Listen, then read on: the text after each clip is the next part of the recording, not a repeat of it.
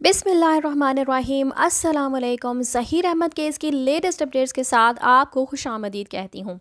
आज ज़हीर अहमद केस में बहुत ही इंपॉर्टेंट दिन था क्योंकि आज एमएलओ के हवाले से केस की समाअत होनी थी और आज फिर वही हुआ जो हमेशा से होता आ रहा है और एक लंबी तवील जो है वो दास्तान जो है वो ये बनती चली जा रही है कि कब से जो है वो एमएलओ की केस की समाअत होती चली आ रही है और तारीख पर तारीख जो है वो मिलती चली जा रही है। तो इसी हवाले से मैं आपको बताती चलूँ कि 19 अगस्त को सिंध हाई कोर्ट में जो है वो बच्ची के मेडिकल की जो अपील दायर की गई थी क्योंकि मेहदी अली कासमी ने कहा था कि करीबन 50 दिन जो है वो मेरी बच्ची जो है वो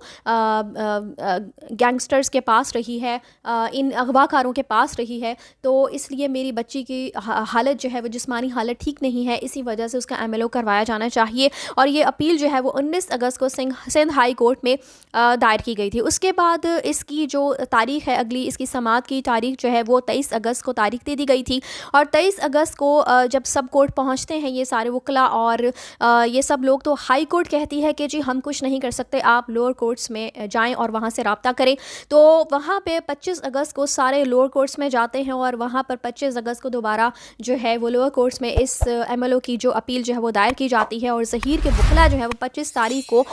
मज़ीद तारीख का मुतालबा कर देते हैं और तारीख फिर मिलती है जिस 26 अगस्त की। 26 अगस्त को फिर जब सब कोर्ट इकट्ठे होते हैं और एमएलओ पे फिर से दलाइल की इस्तदा की जाती है तो कोर्ट जो है वो तारीख दे देती है 19 अगस्त की। उसके बाद 19 अगस्त को फिर ये सब लोग जो है वो कोर्ट पहुंचते हैं और वहाँ पर 19 तारीख को इसके केस की हियरिंग के बाद जो है वो नोटिस हो जाते हैं और 30 तारीख की जो है वो तारीख इनको दोबारा से दे दी जाती है। उसके बाद 30 तारीख को जो है वो फाइनली एमएलओ जो है वो एक्सेप्ट हो जाता है और सिंध हाई कोर्ट से जो एमएलओ नहीं हो रहा था लोअर कोर्ट उसके ऑर्डर फाइनली दे देती है। यानी कि आप पहले देखें कि सिंध हाई कोर्ट ने कह दिया था कि हम इस मामले में कुछ नहीं कर सकते, तो आप लोअर कोर्ट से है जो है वो रिज्यू करें। तो जब लोअर कोर्ट से रिज्यू किया जाता है तो इतनी तारीखों के बाद 30 तारीख को फाइनली इस एमएलओ के ऑर्डर्स दे दिए जाते हैं। लेकिन 2 सितंबर को एमएलए को जो है वो चैलेंज कर दिया जाता है। ज़हीर के जो वकला हैं वो इस फैसले को हाई कोर्ट में जाके चैलेंज करते हैं कि आपने कहा था कि जी लोअर कोर्ट से रिज्यू करें, तो आप लोअर कोर्ट का जो फैसला आया है वो उसको हाई कोर्ट में जाकर उसको चैलेंज कर देते हैं। उसके बाद 5 सितंबर को एक्यूज लॉयर जो है वो इस केस पे बात नहीं करना चाहते और मजीद जो है वो तारीख दे दी जाती है और 6 सितंबर की तारीख मिलती है। 6 सितंबर को फिर से ये सब लोग जब कोर्ट्स पहुंचते हैं तो उस दिन जो है वो जज साहब ही एब्सेंट हो जाते हैं और फिर तारीख मिलती है जी 8 सितंबर की और मज़े की बात जज साहब उस दिन भी छुट्टी चले जाते हैं और तारीख दे दी जाती है जी 20 सितंबर यानी कि आज की तारीख। और फिर से जब आज सब कोर्ट पहुंचते हैं तो जज साहब फिर से गैर हाज़िर हो जाते हैं और तारीख दे दी गई है जी अब 27 सितंबर की। तो अब आप ये सोचिए कि ये सारा मामला हो क्या रहा है, कब से जो है मेहदी अली कासमी एक मजबूर बाप जो है वो अपनी बेटी को इंसाफ दिलाने के लिए कोर्ट्स के चक्कर लगा रहा है, अपनी जूतियाँ घिसवा रहा है। और अगर आप लोग दूसरी तरफ जो ज़हीर गैंग है अगर उनको कोई इससे मसला नहीं है तो एमएलओ से उनको मुझे समझ नहीं आती कि इनको एमएलओ से क्या मसला है। अगर तो इन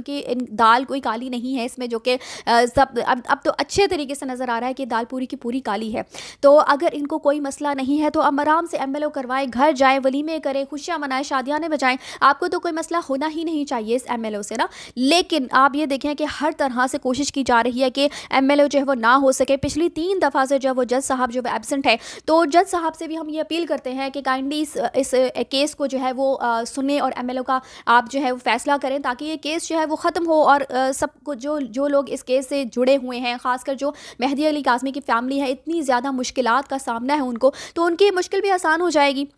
उसके बाद जी आप ये देखें कि पिछली बार जब मेडिकल होने ही वाला था तो फौरी तौर पर जो है वो उसको रुकवाया गया था व्हाट्सएप से, और व्हाट्सएप पर यानी कि आप ये देखें कि कौन सा ज़रिया था, कौन सा मीडियम जो इख्तियार किया गया था ऑर्डर ट्रांसफ़र करने के लिए, वो व्हाट्सएप था। व्हाट्सएप पे इन लोगों ने ऑर्डर्स जो है वो ट्रांसफ़र किए और फिर हिदायत जारी की गई कि एमएलओ को जो है वो रुकवाना है। और बिल्कुल एमएलओ होने ही वाला था, बल्कि शुरू हो चुका था उसको प्रोसीजर, और फिर फटाफट जो है उसको रोक दिया गया। तो आप ये खुद सोचें कि इतनी ज़्यादा इनको एमएलओ से क्यों इतनी ज़्यादा तकलीफ हो रही है। और अदाकारा ने जो है वो अपने लाइव सेशन में उनके जो सस्ते वकील हैं उर्फ जाली मौला जज जो है उन्होंने पहले ही कह दिया था, उनकी तरफ से पहले ही इंकशाफ कर दिया गया था कि जो एमएलओ है वो कल भी नहीं हो पाएगा। तो इनको सारी चीज़ें जो है वो कैसे पहले से पता चल जाती हैं, इनको उनके पास क्या ऐसी चीज़ है जिनको पहले से सारी चीज़ें जो है वो बेशतर ही पता चल जाती हैं। और कभी ये कहते हैं कि जो 2 हफ्ते में ज़हीर शब्बीर जो है वो बाहर होंगे, और कभी कहते हैं कि एमएलओ नहीं होगा, और जो ये कहते हैं वैसे ही होता भी है। तो कभी पुलिस जो है उनको प्रोटोकॉल्स देती है, और कभी जज साहब जो गैर हाजिर हो जाते हैं और काम जो है वो इनके मुताबिक होना शुरू हो जाते हैं।